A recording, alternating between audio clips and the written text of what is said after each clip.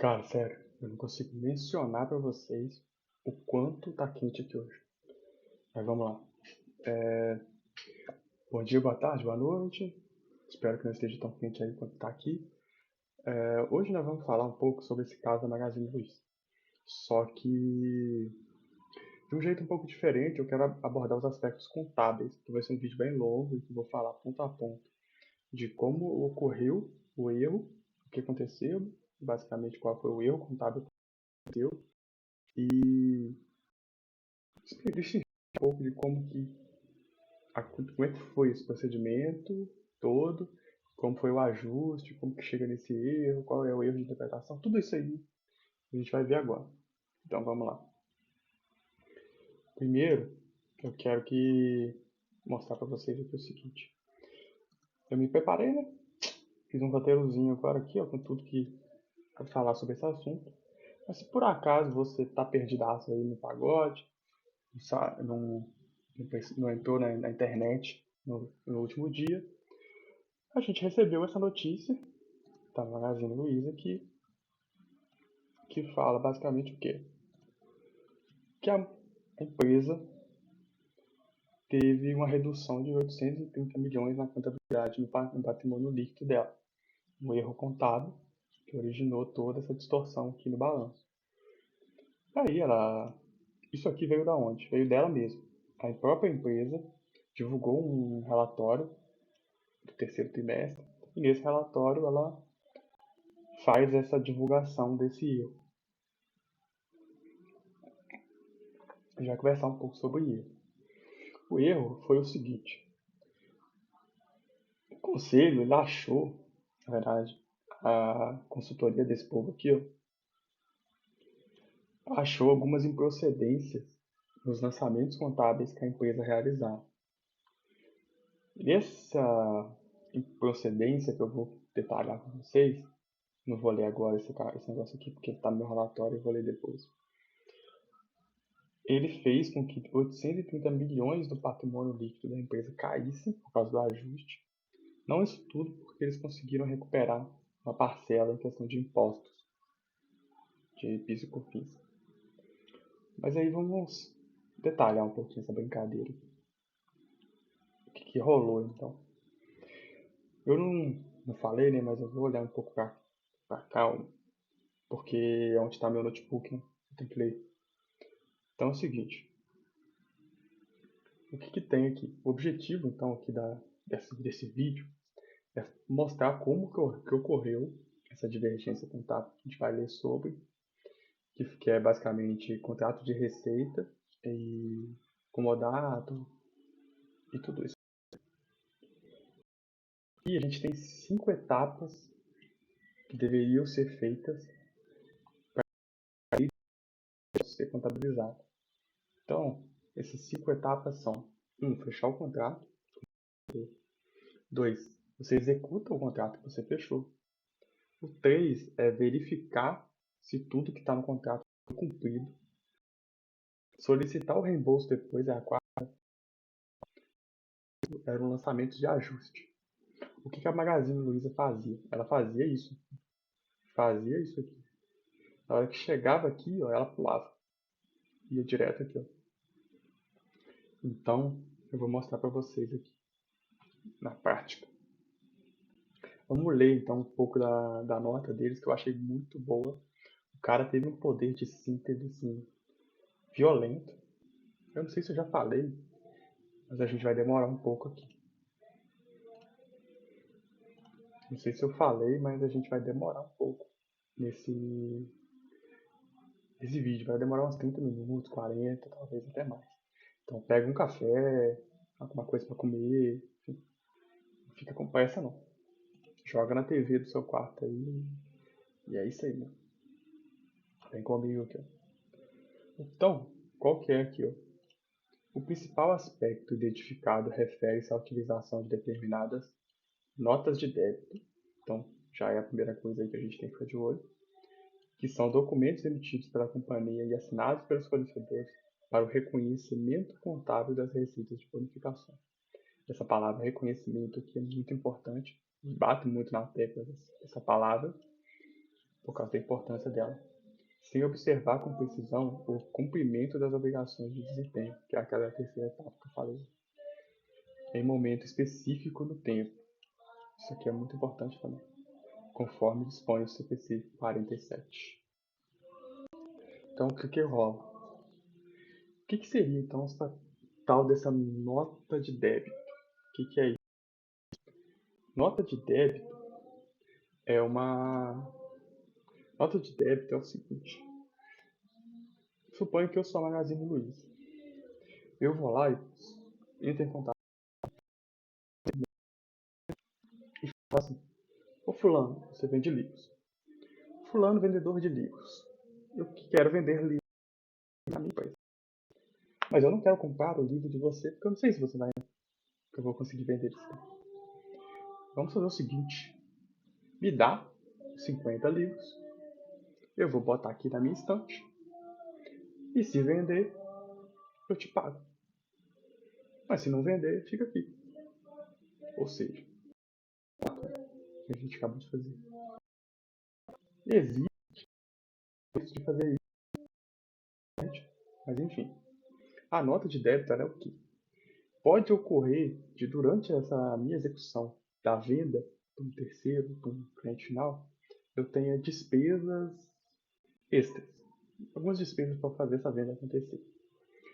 E aí eu posso pegar fiscais, comprovantes das despesas que eu tive e chegar para o fornecedor e falar: olha, eu vendi seus livros, mas eu tive algumas despesas aqui que diminuíram o meu lucro.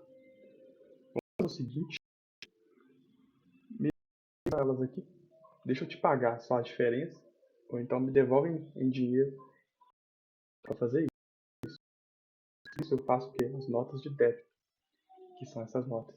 Que é mais ou menos um documento escrito falando assim: ó, ô meu camarada, para fazer esse seu serviço aí, eu tive umas despesas aqui, ó. Tive a despesa com X, Y, Z, como é que tá a nota fiscal aqui que eu anexei aqui embaixo. Assina aqui para mim que liga nós que é sucesso. Então é isso que nota de débito significa. É nada mais, nada menos que isso. Então, eu até coloquei algumas coisas a mais aqui, mas eu vou falar. Supondo aqui, então, o seguinte. Vamos começar a passar pelas 5. Vamos começar se eu colocar na tela, né? O que eu tô falando. Então é o seguinte. Eu até falei aqui, mas eu vou deixar passar isso aqui, porque não é importante. Então, beleza. A gente tem aqui aquelas 5 etapas. Vamos falar de cada uma. E a gente vê onde que aconteceu o problema. Aquela negociação aqui dos livros. O que foi falado, basicamente? Pode ser que você tenha ação. Né? Como é isso? Pode ser que a primeira consignação seja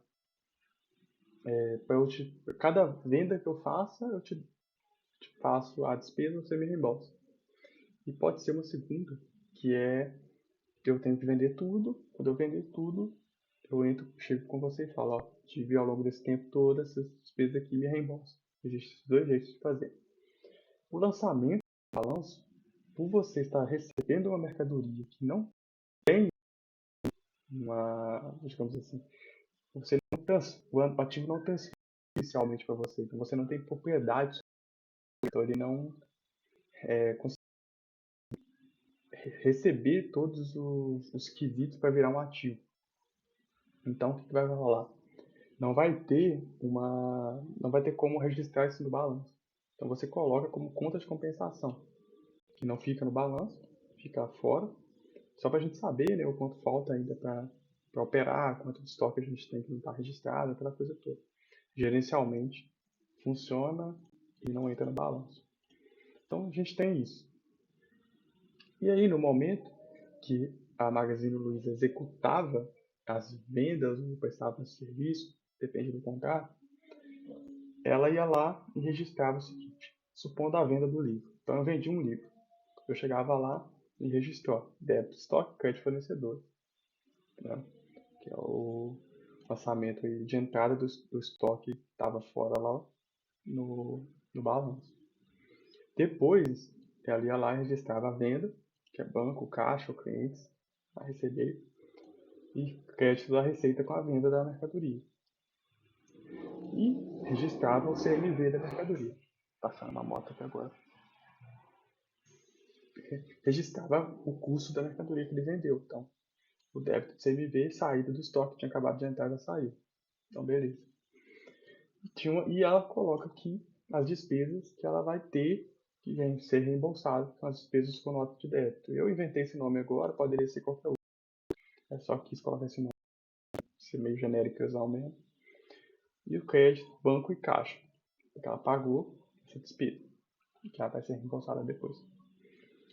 E aí a nota de débito, que ela está fora sem ver, vai ser solicitado o reembolso depois, que é essa aqui.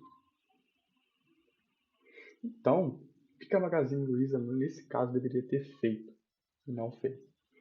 Ela tinha que fazer o seguinte, ó.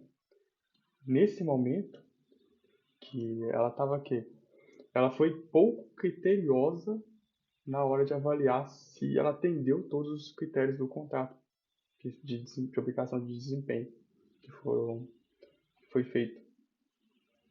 Então, o que eu vou fazer? Nesse exemplo, por exemplo, que eu fiz, por exemplo, você tinha lá que na hora de a gente executar, na hora que a gente fechou o contrato, eu falei que o pagamento seria na venda de todos os exemplares disponíveis, todos os livros. Então, seria só nesse momento que seria feito o reembolso. Mas o lançamento de cima lá, aquele do reembolso, ele foi feito na venda de um livro só. Então, aquele ali é um lançamento só. Ou seja, não satisfiz ainda o critério de venda de pedir o reembolso. Faltaria ainda 49 livros, basicamente. E aí, se eu pedisse o reembolso naquele momento, eu estaria incorrendo no quê? Num erro de competência do procedimento. Aí eu estou com o CPC aberto aqui, sobre esse assunto. E aí a gente vai analisar ele um pouco aqui. E ó, a gente tem o que a Magazine Luiza deveria ter feito. Ido no tópico 38 a 45 do CPC, desse aqui.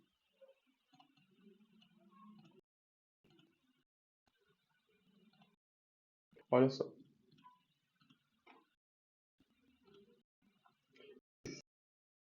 Diz o seguinte. A entidade que transfere o controle do bem e serviço ao longo do tempo, portanto, satisfaz a obrigação de performance, que é aquela mesma coisa lá da obrigação de desempenho, reconhece ao longo do tempo se um dos critérios a seguir for atendido. Aí fala os critérios aqui. Ela deveria ter observado esses critérios aqui. Não observou, aparentemente. E também, nesse caso dela, que é o que a gente estava falando, ela tinha uma obrigação de performance satisfeita em um momento específico no tempo. Então poderia ser uma data específica, poderia ser, no nosso caso, na venda de todos os livros. Então, ela tinha essa obrigação aqui, nesse modelo. E desse modelo, ela observa esses critérios aqui, ó. Todos esses critérios aqui, ó. Que basicamente vão dizer que você tem que ir mensurando o progresso, e em cima da mensuração do progresso, você vê quando chega em 100%. Quando chega em 100%, você solicita o reembolso. É basicamente isso. Eu não vou ler isso tudo aqui não, mas é isso que diz. Vocês vão ter que confiar aí na minha palavra. Então, é um erro muito básico, muito amador de se fazer. Digamos assim, tá? É muito esquisito. Não vou dizer que foi fraude, não. Foi um erro muito amador mesmo. É muito esquisito que tenha passado batido por todo mundo da empresa esse erro. Mas aconteceu. E, enfim, vamos para cima. Então, beleza. O que foi? Aqui a gente já identificou o erro, né? A reembolso deveria ser feito só no momento que você cumprisse o contrato de 100% e o reembolso foi feito fora do tempo correto. Como a gente percebeu aqui é o seguinte, A empresa ela tinha direito de pedir esse reembolso, porém ela pediu o reembolso no momento errado. Essa aí é a grande sacada da coisa. Então aqui, ó, vamos falar assim, na hora que ela solicitava o reembolso, o que acontecia no balanço dela? Ela ia lá e fazia um lançamento que era o débito do fornecedor. Você lembra que a gente colocou o fornecedor lá, o passivo lá em cima, no tópico 2, a gente colocou o fornecedor lá. E aí, nesse momento aqui, ela fez esse lançamento com débito de fornecedor, tirando o fornecedor lá, diminuindo aquele valor, e o crédito de receita com bonificações, que fica lá embaixo na DRE. O valor é um contrato que diz quanto que será, mas basicamente ele tinha que fazer esse lançamento aqui. A diferença do fornecedor X aqui,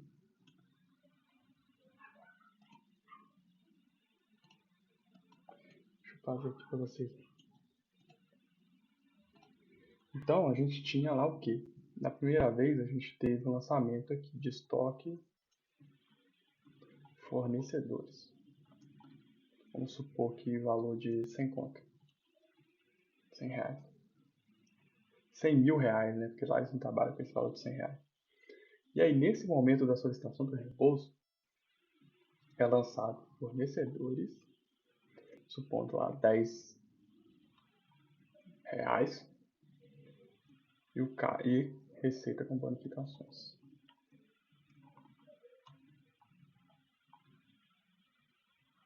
R$ 10. Nessa forma, a conta fornecedores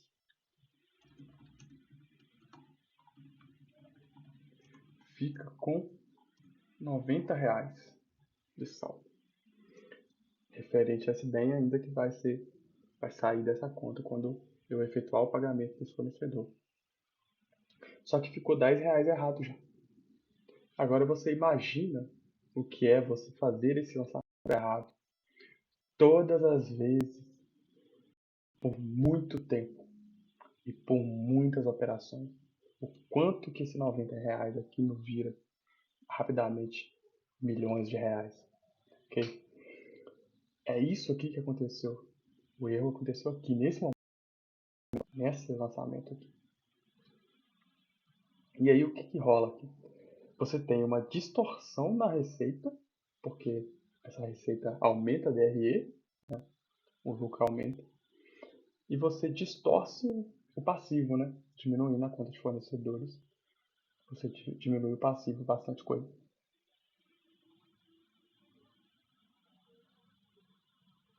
E aí, na hora que o pessoal percebeu esse problema, que ele percebeu ali que houve esses lançamentos errados, eles chegaram pra galera e falaram, cara, vamos ter que ajustar isso.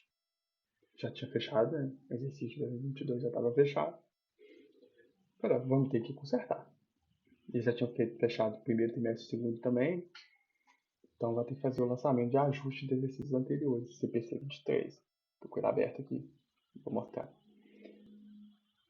Talvez eu nem precise mostrar, mas talvez eu mostre aqui só para título de conhecimento de vocês. E aí precisa fazer esse ajuste para o saldo ficar correto, né? E aí como fazer isso? Como é que foi feito esse lançamento? Vou mostrar aqui. Deixa eu tirar um pouco minha cara aqui. Basicamente, ó, a gente tem aqui esse CPC. O tópico que fala sobre esse ajuste é o 41 ao 49. Então, tópico 41 ao 49. Se vocês quiserem, inclusive, eu posso fazer um vídeo só sobre os pontos específicos, assim, ó. CPC, falando um pouco de norma, essas coisas assim, eu gosto pra caramba. Então, é isso aqui que vai ser feito, uma retificação de erro. Existem 3 tipos de operações nesse CPC, né?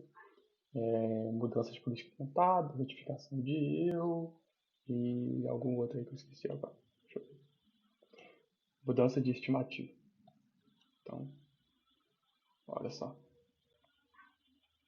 O 41, na retificação de erro, eles basicamente vão falar aqui que ao ocorrer um erro no exercício anterior, foi fechado já, você precisa ajustar essa conta, todas as contas que foram feitas, contra uma conta de ajuste de exercícios anteriores no patrimônio líquido. E depois você precisa corrigir os balanços dos anos anteriores também. Então, fazer isso aqui, ó, reapresentação retrospectiva. Pegar todos os balanços dos anos anteriores e refazer para apresentar de novo. Então, eles fizeram isso aqui. Nesse caso, vou botar com a minha carinha aqui do lado. A gente tem o seguinte, ó. Vamos fazer um lançamento de ajuste, então. O que foi feito? A gente está numa situação em que houve muitas contas de fornecedores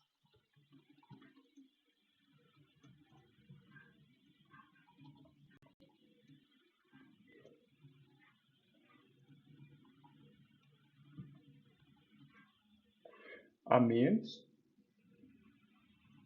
a menor do que deveria.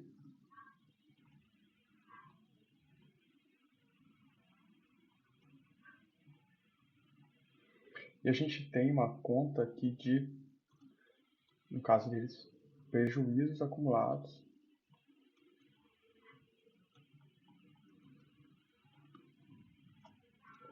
de, sei lá, bilhões aqui.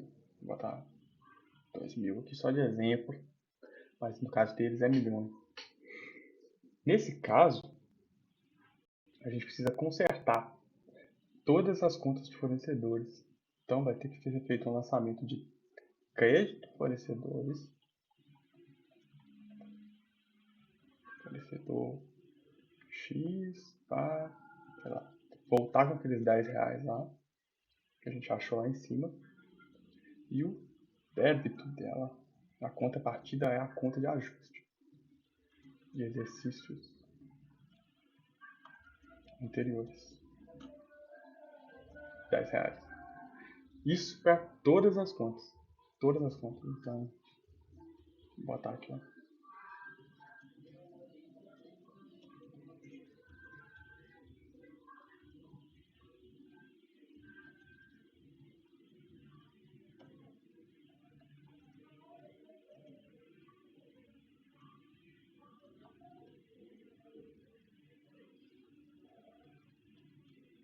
Esse é o lançamento que é feito.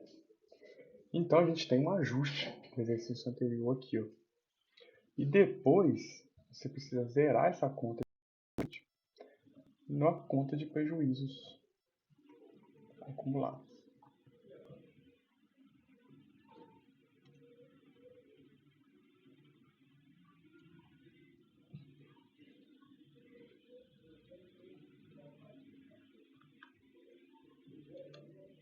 Tá aqui. Dessa forma, a conta de ajuste fica zerada no final e a conta de prejuízos acumulados aumenta e a conta de fornecedores aumenta. Dessa forma, quando a gente faz isso, o patrimônio líquido da empresa diminui.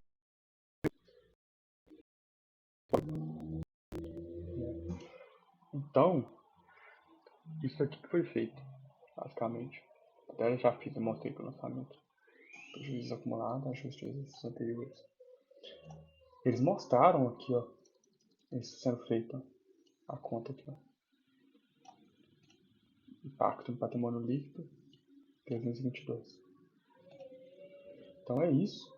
Eu peguei as fontes aqui, ó, são essas duas normas e esse relatório que eu usei para montar essa apresentaçãozinha aqui. Então o que eu quero saber de vocês é o seguinte, agora que eu já apresentei isso tudo aí. O que vocês acharam desse formato? Deu para entender? Mostrasse mais escrevendo alguma coisa? Enfim, deixa o feedback de vocês. Eu tentei não ficar acelerando. Eu gosto de falar e ao mesmo tempo não sentir a pressão de às vezes fazer um vídeo muito correndo para não ficar grande, tá? A minha ideia com esse canal é ter esse tipo de assunto mais técnico, mais pesado mesmo. Se você gosta disso, eu espero aí que você me acompanhe. Eu tenho uma página no Instagram que chama O Contador Victor, em que eu falo sobre o contábil, o setor contábil mesmo, igual eu fiz aqui, os lançamentos, tudo isso. E é isso. Eu espero que vocês tenham curtido aí a vibe e espero ver vocês. Me sigam lá no Instagram, se inscrevam aqui no canal, curtam o vídeo ou dê o dislike, o que você achar pertinente aí na situação.